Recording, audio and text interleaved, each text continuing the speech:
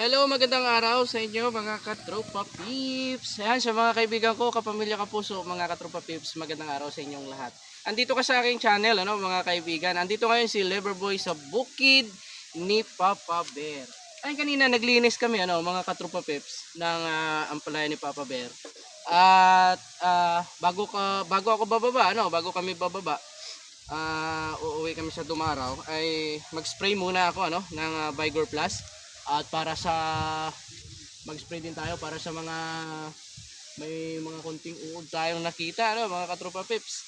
Pero bago ako mag-spray ay mag-pruning muna ako. Tanggalin muna natin yung mga hindi magandang sanga, para yung mag-focus yung ampalaya doon sa taas, doon na siya sa sanga sa taas. Tanggalin natin yung mga sanga na nandito sa baba. Ayan, samahan niyo po ako mga katropa, samahan niyo ako.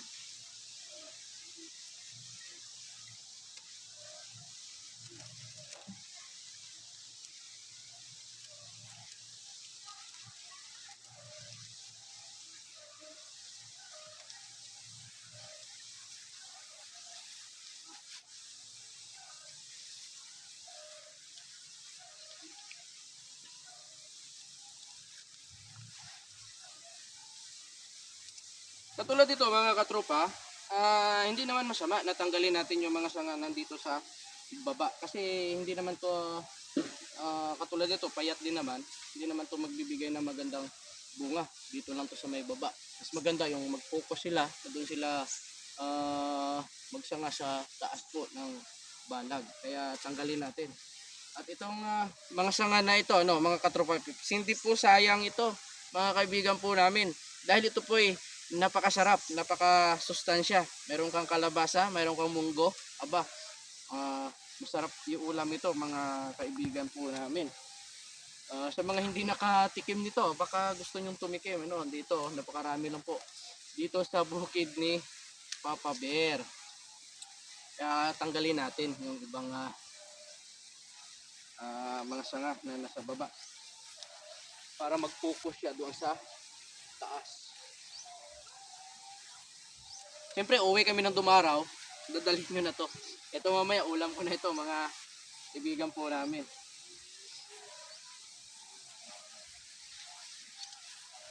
Kasi pag nag-spray na tayo, katulad na mayroon ng gamot para sa mga insekto, mga katropa peps, hindi na to pwedeng kunan ng mga sanga nila dahil mayroon ng lason.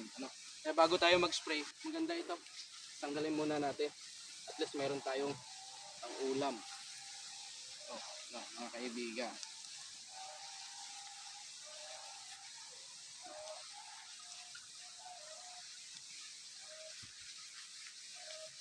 Hindi pa man tayo makakatikim ng bunga sa tanim natin dito. Pero kahit papaano, makakatikim tayo ng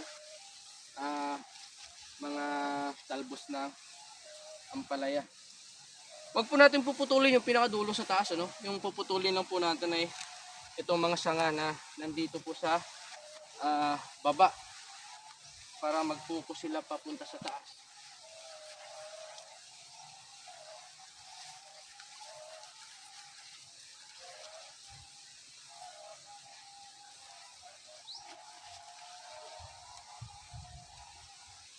Tulad yan, yung mga nasa baba, hindi naman maganda mamunga yan. Kinakain niya yung nutrients, pinapabagal na yung takbo ng mother niya punta sa taas. Pero pag natanggal natin itong mga maliliit na sanga na ito na nasa baba, ay yung focus ng mother niya ay papunta na po sa taas. Yan. Tulad nito mga kaibigan. Maganda yan.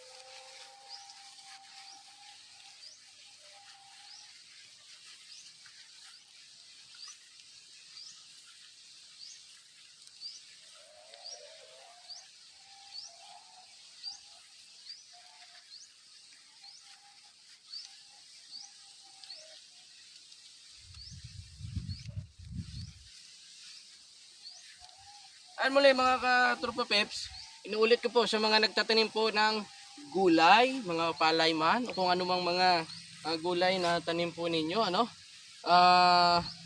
dahil sa naranasan ko na, no, nakaraan po naming tanim ni Papa Bear, napakaganda pong gamitin sa atin pong mga tanim na gulay, Vigor Plus Foliar Fertilizer. Yan, hindi naman po masyadong matapang yung itimpla po natin. Sa isang sprayer po natin, pwede tayong maglagay ng mga 3 scoop, ano, 1 scoop, 2 scoop, depende po. Pero wag nyo masyadong marami, ano, mga katropa pips. Kahit sa isang linggo ay makaspray tayo ng 1 bisis, ay maganda na po ang magiging outcome ng ating pong mga pananim na mga gulay. Subok na po yan kami ni Papa Bear, ano, mga kaibigan po namin mga farmers. Kaya subukan po ninyong gamitin ang Vigor Plus Foliar Fertilizer.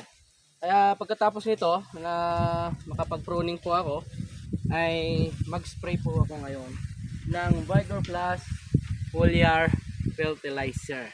Ayan, sige po mga katropa pips, ayan, napakarami ko nang nakuhang talbos ng ampalaya na kinuha ko sa ilalim. Pwede na ako mag-spray. Kanina kasi tinanggalan ko na rin yung iba, kaya mag-spray na po kami.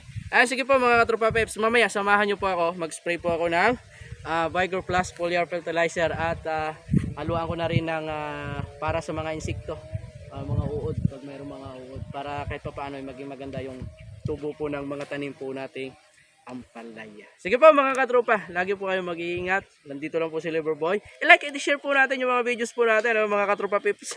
Wala akong gunting, kutsilyo yung nakuha ko. Sige po, bye bye po mga kaibigan. Bye bye.